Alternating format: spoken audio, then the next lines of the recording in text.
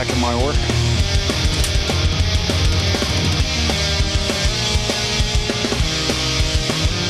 Julie, you've never been more photogenic.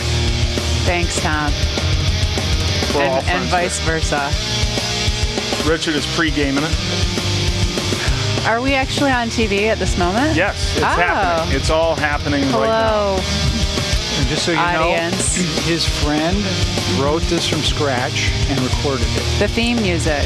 Season 4 rendition by the lovely and talented Roger Pleasant of Upright Studios, and now I'm going to cut that short. It's very upbeat. Welcome to Big Words I Know by Heart, a program of rants, raves, faves, pet peeves, personal vendettas, celebrity interviews, and anything else we can fill the half hour with. My guest today attended a Franciscan seminary in 1969 before pursuing philosophy at UB and beyond. In the 1970s, he formed his own paralegal company, built his own recording studio from the ground up at his former childhood home, and opened the doors to anyone with a whim to create audio or video. He was also a president for Hall Walls, one of the larger art centers in Buffalo, for those of you watching elsewhere. Art and entertainment still collide here in the home of the future to this day. I don't know that this program falls into either. After a 10-year tutelage, arguments, and friendship, it's my great pleasure to welcome Mr. Richard Wicka. Rich, welcome. Joining us in the co-host hot seat is wild card painter and programmer Julia D. Hi. Rich, did you have any trouble finding the studio today? No, none whatsoever. Are you ready for your line of questioning, my friend? Fire away. We're gonna have to roll right through this. Can we ask about this room? Sure, shoot. Can you talk about this room? Because this Sure. room where we are right now was the room that was your living room as a child, and you grew up in this house. I played on this floor with marbles as a child. Nice. Yeah. Any other memories of being in this room with your family? Watching a lot of the programs from the 50s and 60s. The TV was in that corner. Oh, jeez. Go ahead. Sorry. Using my imagination, lying on the couch here, which was right here, you know what I mean? With my toy rifle, pretending that I was on a high bluff in the American Southwest, shooting at bad guys. Were you Marshall Dillon? Wow. Wow. Being told while lying on this couch, when I asked why am I so itchy, being told that you have the measles. Did you lose your virginity in this building? No. Fair enough. No, that happened in Alden. Straight out of Alden. Here we go. Is capitalism the root of all evil? If so, do you have a solution? And would your solution eliminate the existence of old-fashioned lemonade stands run by lovable 6-year-old scamps with backwards Little Rascals style spelling? Capitalism isn't the root of all evil. There's nothing that is the root of all evil. So it can't be capitalism, nor can it be anything else. Is there a root cellar for the root of all evil? I do not know. A crawl space? Could be a crawl space. But it causes problems. And, well, you just mentioned the purse designer who committed suicide. Who we'll get to shortly. And she sold her company last year for $2.5 billion. So obviously she didn't commit suicide because of economic problems. Mm-hmm. But on the news, they told the name of her apartment building. So I looked it up, and I found out it's a series of condos on Park Avenue. And it showed how much, when you do the research, you can find out how much each condo sold for. You know, 6.5 million, 5.8 million, and the dates. And I thought about, we went to a party this weekend where my friend Stanley, he just turned 73, and he was talking about different events in his life. And he worked as the maintenance man at one of these New York City Park Avenue buildings. And he said to me that one of the things you notice, he said the reason he had to get out of New York City is because, like, the people in this building, they found happiness on a piece of paper which showed how much money they had. But things like emotional, attachment and helping people, they looked upon that as a weakness. So I'm thinking she grew up Sounds about right. So I'm thinking this woman who killed herself, she had a lot of money, but think of all the neighbors that she had and how much of a bond was there between her and her neighbors. None. Like if what Stanley said is true. And did that contribute to her suicide? While we're on the topic of Kate Spade, and what better way to start a comedy program than talking about a recent suicide? I know you don't like to speculate, but do you think that Kate Spade's fall fashion preview will include accessorizing scarves and earthy undertones? Yes? What would be interesting if they showed the scarf she used to kill herself with? The scarf. And what would that go for at Sotheby's? How would you explain Steely Dan to someone who feels that their music is the whitest shade of pale, neutered 70s blues rock? I wouldn't even begin to try because some of the lyrics don't make sense to me. For example? Yeah, I could give you an example. I don't know the name of the song. Well, they call Alabama the Crimson Tide. Call me Deacon Blue. Uh-huh. What's that about? Nobody knows. No one knows. Those vocals just turn me off. Do you, Mr. Wicka? Yes. Do you ever feel like a slave to your extremely regimented weekly schedule? And is there a person you've ultimately regretted opening your studio and your doors to? I've never regretted having anybody come here. But as far as do you look upon my schedule as regimented? Is it regimented to you? No. It seems like there's little room for deviation. See, well, that would be your point of view. Whoa. Yeah. You put it back on me. Well, first you said, is it regimented to me? And I said no, and then you commented on it anyway. I am sorry. I have failed. So it would be, if this was a judo match, you'd say to me, okay, in this match you make the first move, see? And then I would make the first move. You say, you make the second move, but before I can make it, you make the first move. Ultimately, it's Julia's fault. Thanks. Please react to this statement. Fox News and Friends is a reliable source for politics, sports, and current events in the world today. I think Walter Cronkite said that best. He said that's not journalism. Fox News? Yeah. Yeah. Yeah. He said that about Fox News. Yeah. And you agree with Walter Cronkite? I do. Yeah. I don't think it's journalism. Was Walter Cronkite a reliable source? Well, I think he set the standard for journalism for decades. Decades to come. His famous statement, and that's the way it is. And people would say, what does that mean? You end your show with, and that's the way it is. There's nothing we could do about it? Like what? What is it? Was he imposing his will on reality? By saying that?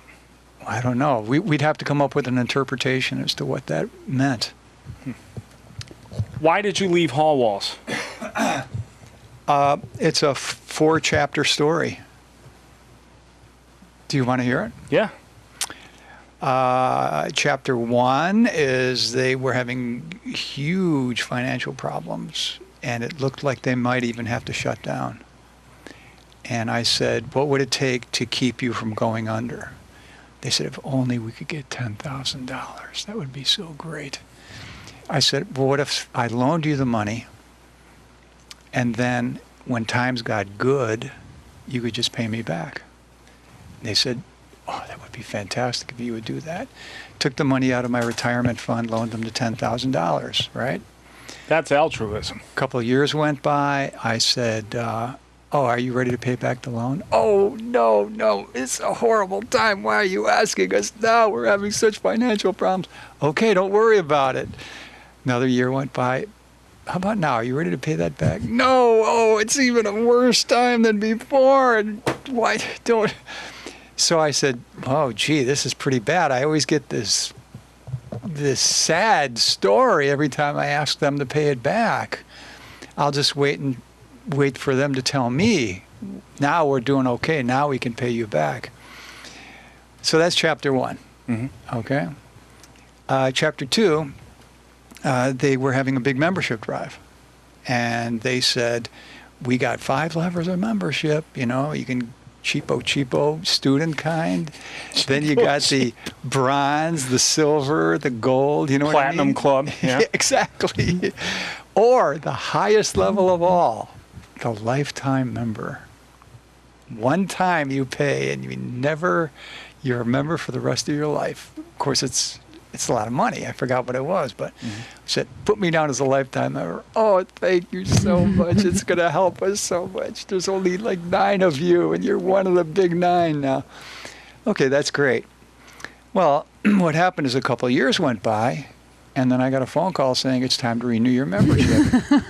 Wow.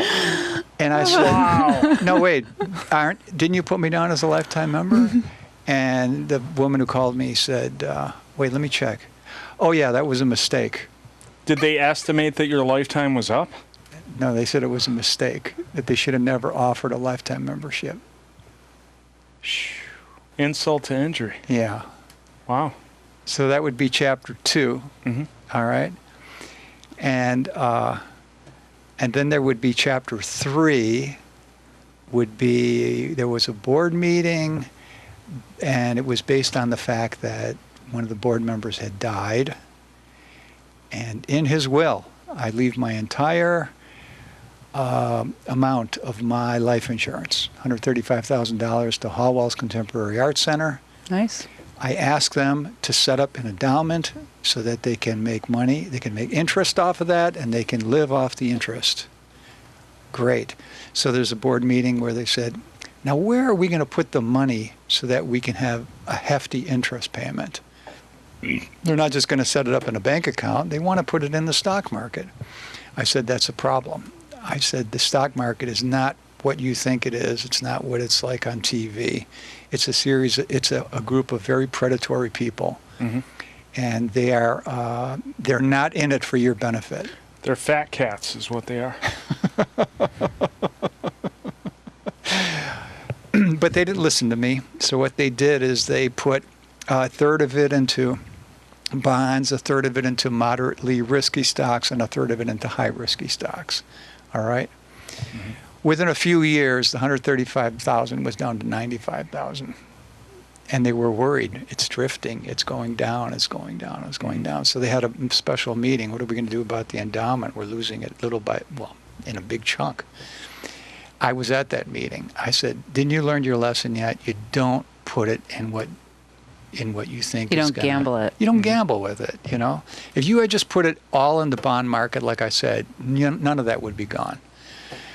So somebody else stands up at the meeting and she says, you don't understand. The stock market is doing bad. Now is the time to put it on even more risky things. Bet on black. You know? And I looked at everybody and I said, don't you realize that you're being fools if you do that? So they took a vote. Everybody on the board, except for me, said put it in riskier things. And I thought, I don't belong here. Mm-hmm. I just think too differently than all of them. You couldn't identify at that point. Yeah, it wasn't me. So that's why I left the board. Okay, so I left the board. So now you're wondering, well, what's the 4th chapter? Why don't you go to Hallwall's events and stuff now? Because starting in the year 2000, my heart started beating too fast. And since then, I've been going into a series of going in the hospital, getting it fixed, etc. During one of these events, I got a get well card from Hallwall's. All right? And the card said, I hope the procedure that, fixed your heart went well. And you're now at 100%. And while I'm at it, do you think you could give some money to Hallwall's? Brother, can you spare a dime? It was the strangest get well card that you could ever imagine. That's a backhanded get well card. It's almost like that was the real reason for writing, and then they just thought, wait a minute, didn't he just have a heart operation? Better mention that. I think I'll throw that in there. But it gave me the feeling that my purpose there, really didn't have anything to do with friendship. It had to do with finances. What do you think about the announcement that they're launching a greeting card company? Is that real? No, not even close. Well, I have a question for you. Yeah. So I don't want to defend Hollow's behavior, Yeah. but I'm also curious, like, what do you think, you started your own art space here. Hallwalls is a nonprofit space that has to get money from private individuals and grants and things like that. Like, Right. do you think that a place like that,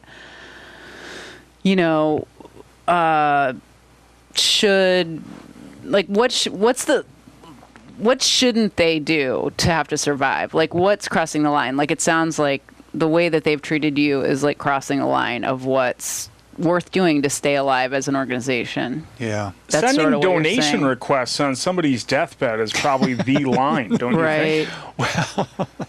think? It was your metaphorical deathbed, wasn't it? I don't know. I mean, I suppose you could look at it that way. Sure. Yeah, I think it's really rude. I'm just trying to find some grain of non-rudeness in it. Like, maybe there's, like, you often talk about a higher good. And Yeah. maybe they're thinking, like, well, I know this is shitty, but we really want to keep this place alive because think of all the people we're helping. Or Right. I don't know. I or, think I understand your question. Your question is saying, what would have been a better way to do it? Yeah, well, just separating it out with some time would be nice, like having the two be independent. Sorry you're not feeling well, and Right. Yeah. why don't you think about putting us in your will? Right. I mean, I don't know which is like grosser, like imagining what it must be like to have to like write those emails, like as someone raising money, like what a horrible job that must be. Yeah. Or getting the requests. They're Right. both pretty awful. Yeah. But I'm curious about your take. We've had some debates about art and about whether art should even be publicly funded, like with taxpayer dollars. And do you Right. want to share your thoughts on that with the show? Like, you self-fund this Right. operation. Yeah. I'm against using public funding for art. I think it should sink or swim on its own merit. Fair enough. Is that too radical of a It's a pretty position to radical take? position. It's an absolute answer. And I mean, for example, when Freud was doing his research, and it was very different from anything that had ever been written, he was submitting it to universities saying, do you think you could give me a teaching position? And all the universities said, no, are you kidding me? You're Jewish. We're not going to hire a Jewish professor. I never knew that until just last week. So he could never get a job at a university. But he still kept writing and publishing and finding other means of getting the word out of his theories. But then eventually there was an economy in which he could be supported for doing the work that he was doing. Like, if you leave all of art up to like private support, then you're basically giving art over to the capitalist marketplace. Or you're saying, like, let it sink or swim within the capitalist market. Well, I think if you take away the public support, then you have what I would call a William Carlos Williams situation. Okay. All right, he was a poet, but he was a doctor. Oh. Well, like, we all have our day jobs and we all do stuff. In other words, Yeah. poetry was Williams's Right. hobby. I think that's what would happen. I think all the artists would get real jobs, and their hobby would be their art. And I think it would raise the quality of people's art. I like it. I like where your head's at. This is a very important question. How much time and consideration did you give to your permanent hat choice? And did you allow any leeway for a sombrero, fez, bowler, or a sensible pork pie hat? It was a gift from Paula, our friend Paula. What about that gambling hat that you cast away? I don't know what a gambling hat You know looks that hat with the band that I wore the one time? It looks like a gambling hat on a riverboat. Never to be worn. That poor hat. I wear that when I go to the Allentown Art Festival to keep the sun off me. I like it. Okay. That was one of the questions I wrote down. The Do you hat. have any stories about hats? We had some synchronicity there. Well, I mean, isn't it bizarre when somebody comes to you and says, I was at on a walkabout today, and there was an African-American store, and I bought you a hat. And I looked at it, I go, what are the odds that's going to fit? It's not like one of those baseball hats with the snaps in the back. Yeah. It's got to be perfect. Yeah. So I tried it on, perfect fit. Nice. It was your glass slipper. Thank you.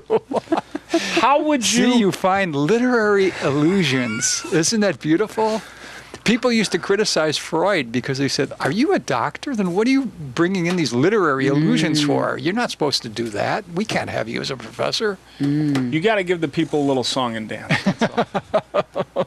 How would you describe what philosophy has taught you about the nature of your existence in 4.5 words? I don't think I could do it in that. You already exceeded it. Yeah, I don't think I could do it in such a small thing. Incidentally, Give him some more leeway, Tom. I mean, geez. We'll go Listen, to 6 words. I'm going to tell you a true story. My brother, he always worked in the prison system, federal prison system. There was once a warden at one of his prisons, and whenever you would have notice a problem, and you would go to the warden would go, hold on a second. Tell me the exact nature of the problem in less than 30 seconds. He said that eventually none of the other employees would go to him with a problem. Because if you can't do it and he shuts you off at 30 seconds, what's the point? See? You prison warden, you. Is that what I'm That was sort of what I think he was trying to say. What did the younger version of Richard Wicka attending seminary hope to find from a life spent in the service of religion? I always look upon it as it was my way of developing an understanding. Now, I don't know if that makes sense. Suppose I had said it was my way of searching for the truth. Well, you would say, well, did you find it or anything? But if I said it's my way of developing an understanding. That sounds like an incomplete sentence. Yeah, because it's sort of organic. It's sort of like it keeps growing. Your understanding gets bigger and bigger and bigger. And then they were nice enough to tell me that you're growing in an area that is not going to develop here. Julia, what do you got over there? Oh, here. What do you see when you look at this? A reindeer. Yeah? Yeah. What do you see now? Can we show it on the camera? Yeah, point it you straight have there. to point it. There we go. Oh, show them the first one. Okay. Oh, sorry. There's the reindeer. Okay. And Oh, yeah, you can just look at it in the TV monitor. And that would be, let's see, Christmas tree. Okay. That's clearly Jennifer Lopez in the cell on that first one. There's no margin right. for Just brought that for a little Thank you. quick a analysis. little test. I guess, yeah, now that I look at it, I picked this one because I thought it was really abstract, but now it's so funny. You say one word and it like solidifies the image. Yeah. It points your mind in that Yeah, I'm like, direction. now I can't see anything but a reindeer, damn it. Can a person have too many computers, tablets, and blinking doodads? You should have only as many as it takes to improve the quality of your life. Wow. All right, I got a That question. was prepared. Oh, good. Look at this. Oh, I hope it's text. not Oh, a it Trump will work. question. It Please, is. no Trump questions. Why? Pro or con. It's not allowed? It's not. That's the one thing that's off limits. We're not doing that. I'm sorry. What's the question? Go ahead. Oh, you didn't tell her that I in didn't advance, know that. huh? Let me think of some other ones. I'm sorry. Go for it. You've described the home of the future where we are right now as a place that welcomes the ostracized Yes. and the damned. And I know there was a third category. The alienated. The alienated and the damned. Is this how you see yourself? Yeah, very much so. Yeah. Yeah. Can you go through each three of those adjectives and tell us why? Well, I mean, ostracized in the sense that I could give you a real good example of that popped up recently, of where you, because of the fact that you think differently, people, Chris Hill, our friend Chris Hill. Yeah. She's coming to visit. Right. I wrote this very long, warm letter to her, and I told her about my life experiences, right? Mm-hmm. And I said, maybe you could share some of your life experiences. Tell me some stories that are happening in your life. She wrote back 3 sentences. She wrote back, I don't have any stories to tell you. I'll be coming in at the end of June. Perhaps we can talk then. See? So it's like... That's odd. She's such a storyteller. It's like... That's exactly what I thought. So then... There's some context there. A subtext that she's not talking about. Well, yeah, there's stuff going on in her life probably. Like... Yeah. Okay. Did your letters say, P.S., can I borrow 10 grand? No. Let's check. But that's sort of like being pushed. I want you to step back. I don't want that to be. So you felt ostracized. I'm just proud that I can pronounce that word without slipping up. And often I write a lot to people. I love the idea of putting my life experiences in word and text, and sending it to people. And I get a lot of that where I get like pushed back, like, like the kind of sentences like, yeah, okay, get away, will you? A lot of people aren't prepared for that level of friendship on a day-to-day basis. I think you're right.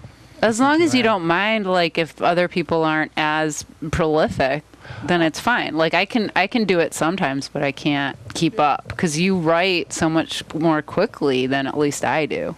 And I often think that it would be wrong of me to expect everybody in the world to be like me.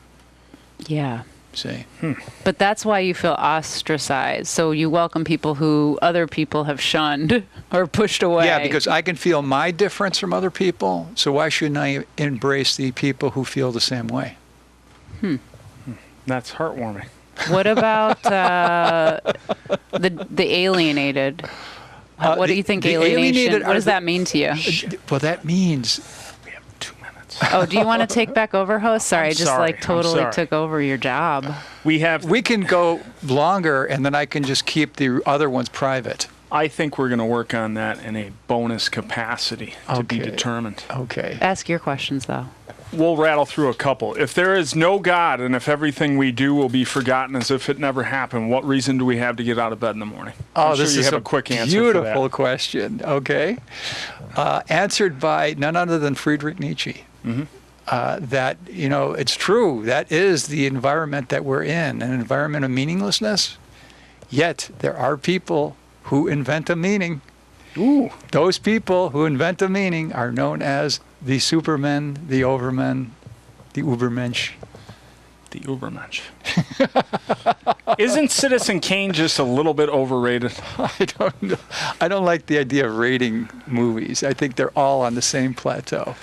Follow-up question. Is your Radio Shack transistor radio your own personal rosebud? I'll tell you something. I was at Radio Shack working in the 70s, and the owner of the store said, "Oh, man, I'm having a rough day today." "Why, what happened?" He said, "I was bending down to get some batteries. I lifted my head, I bumped the shelf, and this radio fell off the shelf." He says, "and it's broken now." And he tosses it in the garbage. I said, "Don't throw that away. Give that to me." So he goes, "Okay." He said, "What are you going to do with it?" I said, "I think I could fix this." And he goes, "Good luck."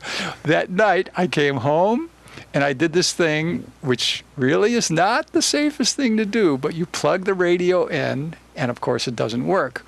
But then you take a wire and you say, "What if I connect this and this? What if I connect this and this? What if I connect..." And it started working. I got it working. To this day, I still own that radio, but it still works.